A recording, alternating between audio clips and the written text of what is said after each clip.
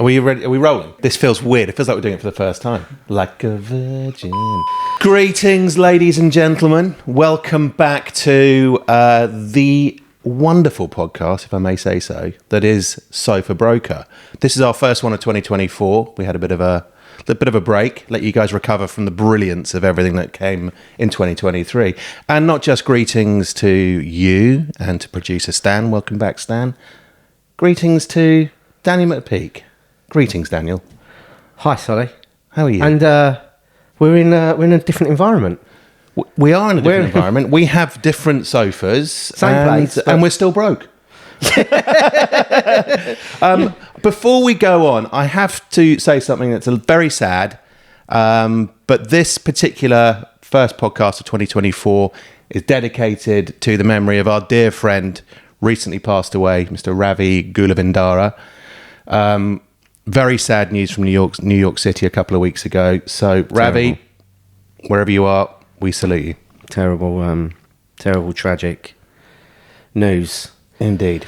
He was one of the old school guys and one of the first guys that actually encouraged us to get into New York real estate. So he did. He was a big part of that. And do you remember those amazing sort of Zooms and things we did back in 2020? Oh. I think he kept things bubbling, I thought, across the Atlantic for us. So, fair play to him. I think he's the best storyteller. Yeah. Because no matter what you're going to do in this world, the ability to tell stories is brilliant. That's interesting, because yes, he was. And he also has made me slightly a New York Giants fan. I had to mention New York Giants. Right, so okay, go Giants. That's another word back to Ravi as well. That is back to Ravi. But Ravi was a great talker, and he was very experienced, and he had great stories. And I'm going to use Ravi and his experience, what he was like, because I think, we're probably fairly similar. It's not that we're old school, we're just similar. And we were going to talk today about... He didn't look like Prince William, though, did he? He didn't. No. Okay. He's a bit better looking than... Making sure clearing that up in advance. Did you, just before we get that far, and we go there, before or around Christmas, when we was finishing this, break... Yes. We did a letter, you did a letter that was sent off, sent off to Prince William. Have you received a letter back yet? No, I haven't. Okay. I'm hurt and shaken. So, Stanley, make a note. That is probably, we're in March now, still no letter back from Prince William to Solly. So look, I think with Ravi and what he was like and what we're like, I wanted to talk about, and we wanted to talk, we don't really plot this out, do we, very much? We don't know what we're saying. In fact, yeah, let's just crack on. And we were going to talk about one of the loose ideas we had in our non-notebook that doesn't exist notebook was to perhaps talk about youngsters, kids, whatever you want to call them, whatever we're allowed to call them. Let's call them kids in real estate and how they can make it. Can they make it? That sort of thing. And I think, we are quite well placed. You are exceptionally well placed. And as you are. Well, yeah, I mean, if you look at how it all happened in terms of Crazy Rich Agents, the TV show that you're on, you're on the TV show that was on TV. There's a few now. Yeah, Take a pick. Yeah, cool. Yeah. Okay, so we were going to have a celebrity on actually, guys, but we've realised we've got one, so we don't need one. Touche, easy, right? Don't shoot your load too quick because I'm here and I ain't gone yet. God, the mind boggles. Anyway, doesn't. My mind is not boggling. Your mind might be boggling. Your my mind very boggled, clearly my off. friend. Anyway, let's not argue on the first one. I'm not arguing. Yeah. I'm just making a point. Hey, it's so good to see you, pal. It's good to see you. I mean, look, just quickly, how was your Christmas? I mean, I know I've seen you. You've been about doing it's 13 degrees out there and sunny. So what happened? Because this always amazes me. Before we get talking into the kids bit, because all of a sudden Christmas happens and he's gone. Like literally for me, and is it the same for you? Christmas, really excited, lead up to Christmas, everything's going on. Boxing Day, oh my God, I feel deflated. It's like everything from there is just waiting for, you need to do stuff. January's coming and planning stuff out and stuff going. And you're quite similar to that. And there must have been, leaning it into kids, there must be kids as well that get that. And all of a sudden there's a sharp shop, everything's going on, blah, blah, blah, to bang, nothing. That is actually God, it's amazing how when we don't plan things, so much comes to mind. And there's a couple of things I want to mention on that because, yes, I'm sure they do. And I'm sure there's that sort of fear and trepidation and stuff. But I remember talking to you in the last one before Christmas about how this year I hadn't really prepped my own brokerage within a brokerage. Yeah. And I was feeling a little bit anxious that I had nothing to market and do what I normally do every January and start that process of sell, and all that kind of stuff. Mm. And as we speak, 2 months later, I've got shitloads. And so much stuff has come to me. And do you know why? You've been manifesting. I've manifested myself. What does that mean? Can I look it up? Someone smarter than me can tell me at some point. But what I'm saying is, isn't it just suddenly dreaming? I'm double figures for potential and earned instructions, signed up instructions. In fact, I took on something for £4.5 million this morning, signed up, and another one at 3 million is happening as we speak. And all of that came to me through my experience in the industry. Right. And I just wonder, can that happen to a kid? Is that happening to the kids? Can that happen younger estate agents, younger brokers? Yeah. I mean, and I think you can extend that to anybody that's in a position where they have to talk to people. So, this could be, someone that's a football coach. You could ask the same question through to someone that's being a trainee lawyer, or wants to be a bartender. I think we can open this up. This is open to everyone beyond real estate now. Right. And I think as we move into... Why do you think that is, though? Do you think that's because everything's so accessible now because of fast access through the internet and social media? Is the age gap actually irrelevant? I think so. The age gap, for me personally, comes with a plus and a minus. So the minus is now there's a lot of stuff available quickly, and you can learn about something literally overnight. Right? Last time I'm ever going to use the word literally again, by the way, that was twice. That's the last time. You can learn about something immediately. Right, you can want to learn about trading, or you want to learn how to ride a bike or something. You can find stuff out. The information comes now fast. The downside to that is people are replacing that with experience. So they are thinking, oh, because I've done this, I am now experienced in this because I've learned something well and I can talk about it well. Therefore, I must be experienced in it. And the problem we have is if there isn't engagement in real life situations that are sometimes fantastic and sometimes wonky, that doesn't end up being what the person would have planned it to do, sitting in their bedroom for a weekend thinking, oh, well, that's it. I can now ride a motorbike really well. I'm going to go and be a GP, rider. And why can't I win the championship this weekend? That's immediacy, and immediacy is a problem. I think, that's definitely something about the internet. You go onto Amazon and something's there at your front door 3 or 4 hours later. Wow. It's like the booze delivery I had yesterday. It's like, that was a truck, mate. Let's not lie. You're still struggling with that issue. That was an Arctic. Yeah. But I think also I remember back in the day when we first started getting into this whole sort of growth of a brokerage scenario, and we were a little bit, because we were just keen to talk to anyone and see and look at potential and just go with it. Before we had the structure in place, like things like academies and more of a deep dive into who people were and whether they could actually do this. So when we were greener, when we were less experienced at what we do now, I remember you coming up with it, and I can't remember exactly what it was, but it's something like someone would join us, have all this knowledge, young, eager, I guess, and then they would sort of drop off because it wouldn't happen for them quickly enough. And they thought, and I remember you coming up with something called like a laptop agent or a laptop warrior. I know that exists, but the laptop agent has become a thing. The people that think they can just open a laptop and start an agency. And this is and you can get involved in it. This isn't, you can't do this. This is what no one's doing, or we're not finding solely a lot of people doing. They're not dialing it back to the human element. Okay, which is okay. You can sit there, you can go out of loads of events, you can turn up in rooms where people are going to tell you stuff and charge you to be there doing stuff, and that's all going to go on, and you will gain information. What you're not going to have is the stage that's before that. It's going to put your mindset in a place where you think that's the start point, when the start point is really early. You started the start point the minute you started talking. You started to negotiate the minute you started speaking. Your kids, our kids, my granddaughter, who's amazing, by the way, is starting to talk. But she's not just starting to talk. How old? She's one and a bit. She's starting to negotiate, okay? And she can negotiate before that. Like, she can scream. She wants her milk. If she screams, guess what? The milk comes quicker, right? But that is a form of negotiation. She doesn't know it yet. Yeah. You try and tell a young child that, they can't have something. How many times are they going to say to you, you say to Solly says, Daddy, Solly says you can't have a chocolate bar. Why? By the way, I promised my son I would mention his name on this podcast, so we're talking about Sid. Let's use Sid. Sid, an example. When he was younger, and he's grown up a bit now, and he's becoming a rock fan, and he's brilliant, and his hair's great, by the way.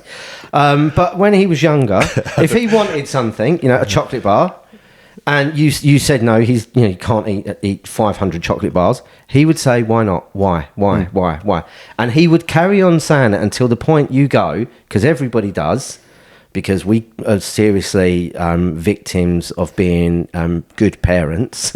We turn around and go, there's the chocolate bar, mate. Eat it, right? Knock yourself out. In fact, have 3, right? But that's a negotiation, and that's learnt behaviour. So just I want you to stay with me a minute with this, right? Because I know where I'm going with it. Because there is that element of negotiation is learnt behaviour at such an early stage, okay? Why aren't we, and why can't we be natural negotiators once we've grown up and we now understand that words have meaning and power? Why do we lose the connection that has come into us, that is as connected to us as is, this is how you drink a drink and this is how you cut with a knife and fork? That negotiation power as a baby is at the beginning of, this is how you use a toilet, right? This is how you come out of nappies. That power never seems to... Everyone wants to jump beyond that because no one wants to do that bit. Are you with me with this? I am, yeah. Good. So my thought on this is actually... you're right. Why aren't people just, if they want to be in agency, for example, because that's what we're in, if they've spent 18, 19 years negotiating with their parents, negotiating with their mates in the playground, conkers or whatever, you can't do it anymore, but you know what I mean? All that kind of stuff. Probably negotiating on the first date to try and talk to a young lady or guy, it's all part of it. So in theory, with everything that's then available to them online, in terms of wanting to know, right movies and all those kind of places, you can go and you can learn it. So why are we talking about Ravi now, who was a guy in his 50s? Why am I getting instructions? Why am I getting referrals? Why are you still, mentoring, building businesses and all that kind of stuff? What's the difference? It's because... In real estate in particular, I think. Yeah, I think you have people that are naturally storytellers. And a storyteller is someone you can't teach someone to be. You can show someone how to talk about a story, and you can have 20 people in a room, and they can all say the same story, and 1 or 2 you'll land, and it will be brilliant. And a storyteller is someone that's naturally like the baby is born. That just happens. That's part of it. You can learn that you're a storyteller, and you can learn to become a good storyteller, but you're not going to become a legend doing it. We need, in everything we do, it always comes from the root of honesty with the person you're sitting with. And that has built up through trust, and that has built up through involvement and conversations you have that have come from stories. Now that story can be, you just now did one talking about Sid. You talked about Sid, blah, blah, blah. I went into and had, he's loving Nirvana and his hair's looking great. And, how we learn that what we're actually saying is the most powerful thing we have. You can have the internet, you can have your iPhone, you can have everything we've got now, Spotify, Apple, Google, all these things we can use. Nothing beats someone sitting down and talking to someone. And I can show you that in real time by saying the amount of people that will turn up to see someone doing, something live always feels better than something they've watched online. You would say, watching a band is always better than watching it on YouTube. Yeah. We know that it's not going to be, laid out as well, and it's not going to hit all the right notes, and it's going to be it's going to be more baby shambles than it should be. But that's the kind of thing that you like, because that's real. So I would take you back to Robin Hood and Friar Tuck. Right? Okay. Just to make that a clear example, they didn't have the internet. No, they didn't, did they? No. Okay. They had a couple of geezers in a wood with a chicken that they would roast on a stick thing. Like, Yeah. where were they from? The Robin Hood geezers? Nottingham. Nottingham. Have we done stuff in Nottingham? Sherwood Forest. No, but I got a speeding fine in Nottingham the other day. Hold on, hang on. You got in your Volvo. Oi. What was you doing? Working how slow it can do or something? And you got to speed up, mate. What are you doing? Yeah. How did you get a speeding fine? Baffle me. Hang on.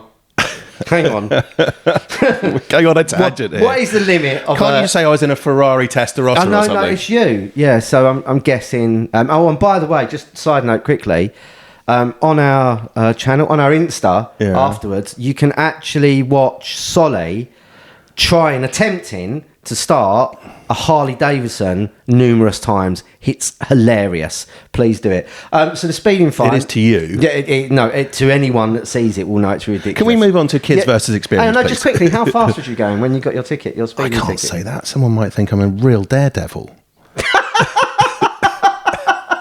Okay. If you was Prince William and you got away with it, how fast would he have been going? He was going 47 in a 40. Oh my God! Yeah. Did your hair blow off? Did you lose your ears? What sent you into this moment of madness? Pray tell. The throttle. And was you just on your own in the car at the moment? I was on my own. It wasn't a point where one of your favourite songs was like coming to like a really cool bit, was it? And you was like, no, let's go. I think I was frustrated and lost in the notorious. My God, I'm sorry. This is Alan Partridge now. I mean, it is. Come it's on. brilliant. Carry on. So yeah, I was lost in the Nottingham one-way system. And please wake up, people. Wake up. But the way to, if you ever get lost and you ever do get frustrated, the way out of it is to go faster. Solly said that. So you got a speeding fine. Okay, so Nottingham, Friar Tuck, right? He's in now. All the other geezers. Yeah, okay. They've got their shooting each other, right? That's all going on. No internet, right? They know nothing. If they want to say a story or tell you something about the king's going to do this or the king's died or whatever, what have they got to do? They've got to tell you, right? And they tell you by making you do something they want to do by using a story. Yep. Okay, so we know historically, this is why people probably like myself and like you, and I know Stanley does as well, love history. Okay, because it's a real story. Yeah. Now we've got films, okay, which are great, but there's nothing like a film when it says based on a true story. Yeah. When I say, I'm like, wow. Are you watching Masters of the Air at the moment about the American guys that came over and fought in the war in there and bombed Germany and stuff? I'm not. No, it's really good. Is it? Yeah, it's a bit glossy, but I love it because I love Second World War stuff. I love the history around it, and it's really. It's really fascinating to me. It being, we are the sons and daughters of that generation that grew up, it feels a minute, and would remember the horrible sound of the engines going over the East End or Coventry or whatever. So we're really linked to it. So that history side of it draws me in. It's not particularly great, but the history is interesting. Is it that it draws you in because of what went on, or is it probably?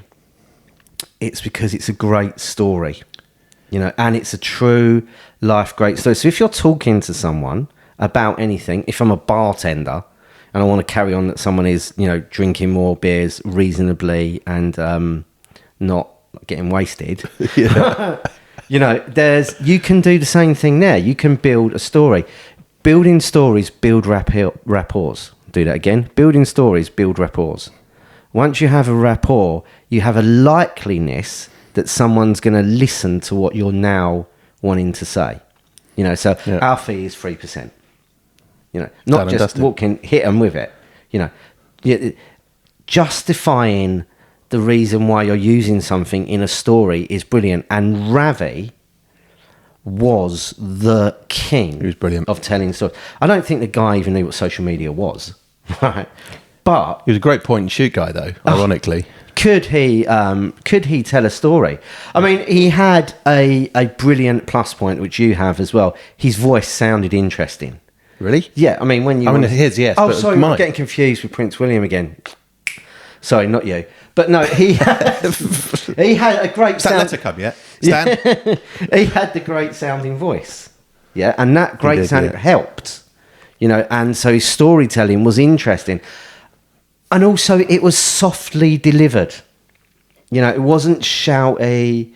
One of the things you do when we do our mentoring sessions or academies and things like that, or when we're talking to a room full of people, is you do that thing when you actually tell them you're doing it as well, just so they can learn the skill of the art of talking. How you go, and now I'm going to slow my voice, and you can see the room just like go, because if you just blurt it out, it's just noise, isn't it? And we do use it, because talking about stories, then the skill set we have in our armory is how you use your voice, right? And this is you just pointing it there, just to go back to that is massively important. And I just did it then. You did. Right, it's how you control your voice, and what you're saying, you can speed it up to make a point really quickly because it's really urgent. You want people to know, but also you can turn around and you can go, pauses are gold. If you drop something with a pause, you put into something.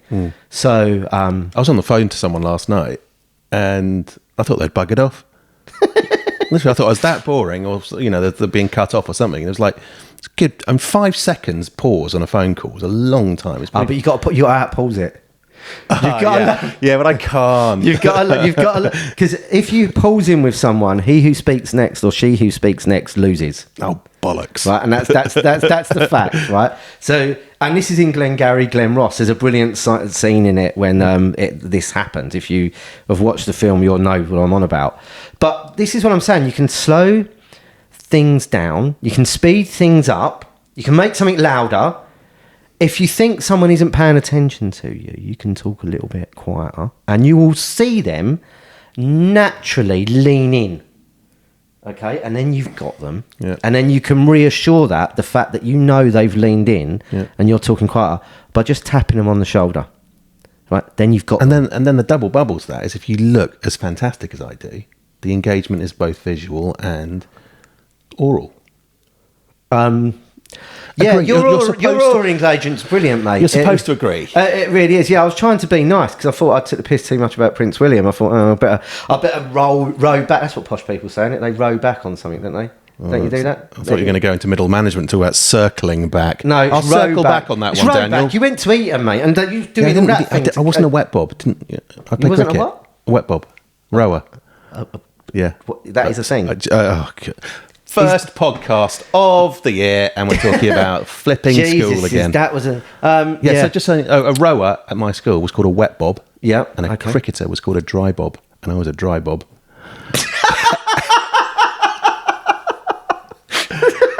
Crazy, isn't it? Yeah, we was no, we had none of that. We had don't repeat it. We're doing well. Don't repeat it. Okay. So using your voice is important, and Ravi was brilliant at doing that. You're brilliant at doing it. You do it ever so naturally and ever so subtle. And it is when we do make it a point and we tell people what we've just done, they're like, Christ, it works. So that actually, and also sort of to interject, but that's okay. Someone else I used to know used to do that a lot. Chris, how are you, mate? Yeah. Someone who knows how to talk. Yeah. Shout out to Chris Hawkins. I've lost my train of thought because I was thinking about Chris and his sandals and his Aston Martin DB7. Who is the only developer you've ever met that would turn up to see a massive house worth loads of money, who it wants to be developed, and the guy turns up in, you've got to do it because you do it so brilliant. What would he be wearing? Chris, you would be there. Well, Chris would first of all, he'd roll up in a 94.5, I guess, DB7. Yeah, probably not working. Yeah, maybe probably pushing it. You know, what you call the grill at the front, probably just slightly wonky. Yeah. You know what I mean? Yeah. Too many speed bumps, couldn't be bothered to get it fixed, sort of thing. Yeah. By the way, one of the greatest guys on the planet. We love this man. So Chris would turn up, £4-5 million project, whatever. DB7, first impression, pretty okay, I guess. DB, you know. Yeah. Terrible car. Terrible. Well, it'd also be full up with footballs because at the weekend he used to teach people how to play football. He used to stuff all the footballs in. He tried to stuff me in the back of that thing once. Hold on a second. I think me, you, and him got in it once to drive down a road or somewhere. Did we get anywhere? Well, we went right. I just kept going. It was pulling to the right. The it's whole great time. on roundabouts. That car. It's excellent on roundabouts. But yeah, Chris was wonderful, wasn't he? Because he would talk up. He'd turn up in the car, get out, and we'd probably get there first, obviously. Yeah. First thing you'd see would be a sort of a sandal and maybe a sock, and then you'd see a bit of white Bermondsey born and raised leg, and then the cargo pants, so he could fit all of his tools and bits and pieces in. Because you need them. More importantly, out of one of the cargo pockets would come the old rolly backy thingy, whatever that would be starting. So he'd be doing that. Yeah, We're as sitting he's there, talking to probably reasonably well dressed in suits and whatever, not suits, but well dressed. Yeah. And then Chris would be there, and he's like the guy that we're repping. It's like, let's just calm things down a little bit, hasn't it? And wasn't it, or isn't it true to say that? Why are we talking about Chris? Well, isn't Chris, because Chris is also one of the world's best storytellers. Yeah. So the reason he could turn up looking and feeling like that is because he was so relaxed with himself. He knew what he was going to say. And this goes back to stuff you think you can learn everything on the weekend and you really can't. He was so happy with his own skin and the words he was going to use and what he was going to say and the story he had about the conversation he was going to have, that he was able to turn up in that beating up Aston, no offence, but it was.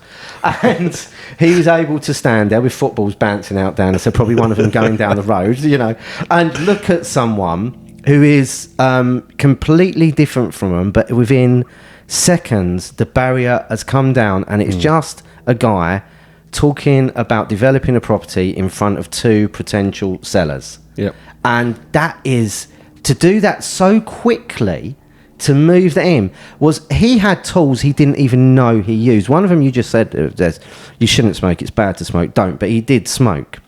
And it would be rolling tobacco. And that getting there and just having a cigarette first with the people there was the, how are you, what's going on? It's like your pipe story, It's the pipe when you go story, and see someone in their property to do a valuation or listing appointment, as we call it, and you see a pipe, suddenly you're talking about pipes and there's a warm glow and there's, well, it reminds me of my grandfather, and it's so true. It's a talking point. Say it. Say, there must have been, you have it a lot. Let's do an example for the boys and girls in here, right? If you was talking to someone, and again, I want to throw this out more, it's not just about real estate. This is about people. We're trying to help people that are from every background, right? Whatever you want to do, everything we need to do is just about speaking. It's about talking. So it sounds silly, but people don't know how to talk. So if you're sitting with someone, you would be, because you're doing a sale and you've got a property and you're talking about someone's house and they're looking to sell the house and you're there and they see a Radiohead vinyl. Yeah? Wow. Vinyl's coming back though, isn't it now? Very much so. Yeah, Stanley's not Stanley, you're the other one. Frank has got loads of Dad vinyl. of the year. Frank makes me buy loads of vinyls, but he hasn't got a record player.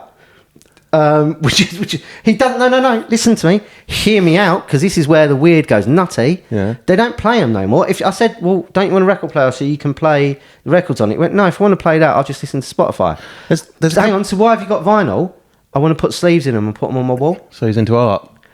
It costs like 50, 60 quid a pop. But I get that. And also, he's investing, because one day he'll go, you know what, I just don't need these. And someone else will pick them up and off you go. Well, he has, and now he's collected a load of... Is it Kanye West? Can't remember his name. Kanye West. What's his name? I mean, that's embarrassing, Stanley. Seriously, he's cringing over there. Is it Kanye West? Yay. Anyway. No, it's Yay. Is it Yay? Yeah. Yeah, Yay, and I know that your side, the wrong side of the river, they're all in with... It's going well, this. What's her name? The girl that does the singing. The one everyone likes. Florence? No, the one that's... she's American. Taylor Swift? Yeah, Taylor Swift. Oh, my You've God. had it on in your car. Don't deny it. You have listened to Taylor Swift in your car. Probably that's the reason why you were speeding, mate. You was getting carried away. The beat got a little bit high, and you were like, yeah, I'm going to go up to 35. Watch that. 40, 45. Oh, and I rolled down the window. Well, you wouldn't, would you? Because it's electric window, because you're Prince William's mate. So you just press a said it. button. I was alluding to how bloody old I am again, just for your own... I was trying to protect your age there. Thanks, mate. That's all right, mate. Anytime. So I think, actually, what we're saying is... No, I was asking you to do it. So there's a radio head thing. You would turn around. The person's there, pointing in the direction of Stanley. They're there. And automatically, what would you say? Did you go to see them in Brixton in 1993 when they were touring the Bends or something like that? What do you think that's going to do to someone who owns a house and an estate agent's turned up? Essentially, they think it's an estate agent. It's assuming this is cold, right? Yeah, cold lead. They're going to go, holy shit, this guy's probably a bit different. Because they're probably thinking there aren't that many estate agents out there that A, know about Radiohead or would bother to mention them. B, know to pick out the CD or the vinyl and to talk about that particular record, and also that might have actually gone to see them play because it was so bloody long ago. Well, it was long ago, but they were great. So the thing that we have to do as well is not only talk more and learn how to talk more, because we've been doing it since we were children. We have to learn how to be super observant. Yeah. We have to learn to be watching everything that's going on. We have to be not just watching them, watching people that around them, what's happening in the room. If you're in a room and there's 2 or 3 of you and you're talking, scouring constantly, ready for a conversation to be brought up, because you don't want that horrible pause. Yeah. You want to be able to bring that conversation up and bring it into it. I remember once there was a thing I learned. I can't remember where I watched it, but it was about this guy. He was a bartender, right? And someone was saying to him, every time you come into the bar, you're standing there and you've got a glass and a I want to say rag. I can't. What is the thing you clean stuff with? Rag. No, is it a rag? I mean, a rag. Handkerchief. We would say tea towel where I came from. Your ends probably said someone does it for us, right? But you went with your maid. I see. Okay. He would be standing there, with cups, and he's cleaning them. And the person said, you're just standing. Why are you standing there always cleaning? And he said, well, as a bartender, I want to be engaged with people. So I don't just want to be staring out the window or looking at my phone. I want to look like I'm already doing something. Why do you think he already wants to look like he's doing something? Because when someone is doing something and they're engaged and they look up at you, cleaning with the rag, looking up high, they look like they're not threatening. The conversation is lighter because they already have something to do.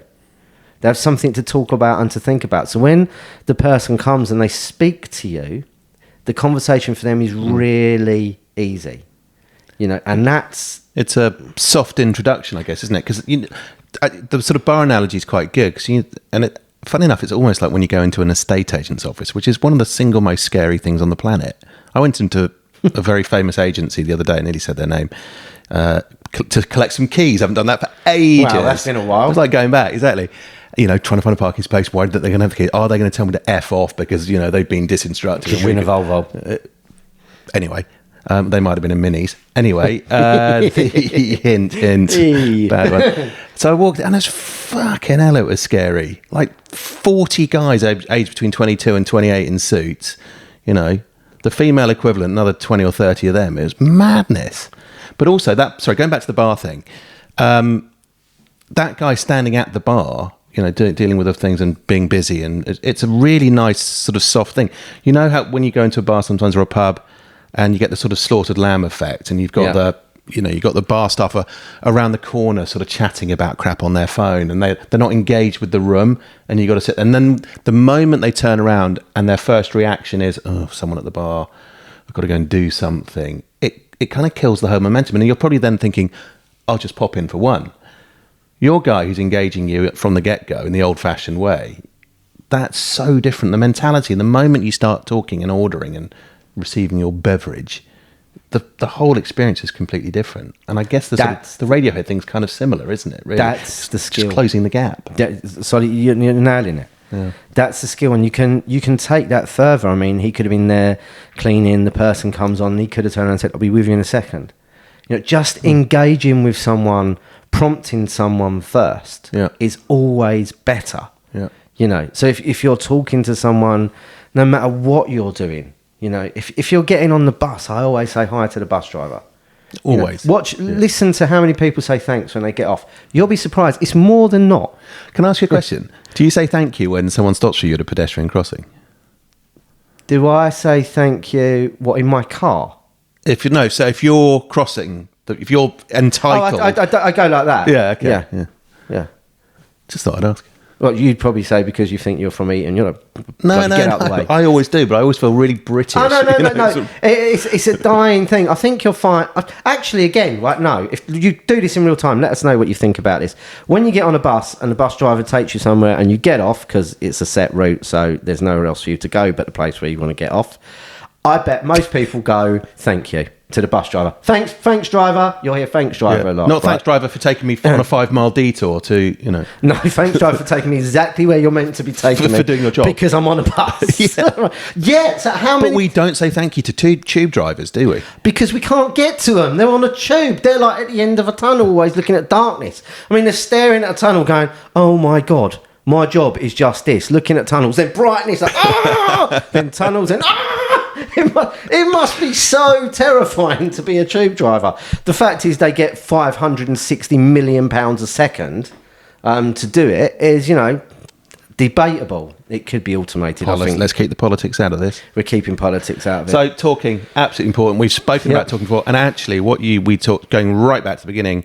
The kids versus experience, or rather interdispersed, because with our we know that a mixture of all of that is great for a business. Excellent. It's just how you execute what people do. We're definitely seeing that with some of the deals that we're actually physically doing at the moment. There's a sort of I'm working with someone who's a lot younger than me, doing stuff that person should be doing that I shouldn't be doing, and that's recognizing the strengths and weaknesses. So collaboration, age and experience, or lack of age and experience, in the form of collaboration. But interestingly, when we started, and that whole thing about kids learning to negotiate chocolate bars, girls' numbers, conkers, first sort of whatever, and how to negotiate with your parents when you get your GCSE results, all that kind of stuff, and then being the laptop agent and thinking, right, I can do it. Actually, there is a massive gap because unless you've had the most extraordinary upbringing, you do need the thing that we spoke about, I think, on our very first podcast, or one of the very early ones, about what we did that we thought made us quite good at talking to people in their own homes, or talking to strangers, or reducing that barrier that we talked about, softening the sort of the blow. And with you, obviously, it was doing, the door-to-door stuff, white gold. And for me, it was those 3 years I spent all day, every day on the phone, talking to people that wanted to buy tickets at Brixton Academy. Yeah. But that's hours and hours of talking to Jeff from Wadhurst to Nina from Brixton, and just engaging and wanting to engage. So what are we saying? Are we saying you do need that? We do need that. I mean, we need to talk about this more as well. We're bringing this to an end. I think if you want to practice that, go get yourself a baby. Go and have a kid. I think. No, and then practice with them, when they want something, and I mean this as well. There's so much to be learned in the skills we forgot that we were given at a younger age. Okay, so let's remember the Friar Tuck thing. Yeah. Right? What would Friar Tuck do? He hasn't got nothing around him. All he can do is shoot or cook someone. He was a little bit bold. Cook someone? Was it not cook someone? cook a chicken. I meant to say cook a chicken. Christ, but he was a bit bold as well, when he's a little bit like you, and he's been thin on the top, wasn't he? You could do a good Friar Tuck. We're dressing you up as Friar Tuck. So, look. But having said that, just very quickly, I think that issue, because it is a hot topic for us, and it's a hot topic in the industry, I think there's a part 2 to this podcast that involves the other side of the fence. Someone who we know coming in and talking about what the experience is like. Yeah. When you hit 18 and you think you've got it, you hit 22 when you think you've got it. What is the right age to do what we do? I don't know the answer. That's not to do what we do. What is the right age for anything that you want to do? Sure. What are you planning to do? And is there a right age to do it? Or is it just to go? And you know, and a lot of this comes through the terrible problems people are having with mental health at the moment, and hiding the fact there's a lot going on, and we'll get into that. I think we should next podcast. So I want to thank you all for listening. Sadly, we didn't get a letter from Prince William, so we're hoping for that to happen again. So you can hit us. Oh, remember Instagram, watch Solly trying to start a motorbike because it's hilarious. Which Instagram thing is Sofa it? Broker on Sofa Broker. We need more people looking at that thing to look at it. So tune in and hit boom. Come and see us on Spotify, Apple, Amazon and YouTube, and thank you for tuning in. See you later. Ciao.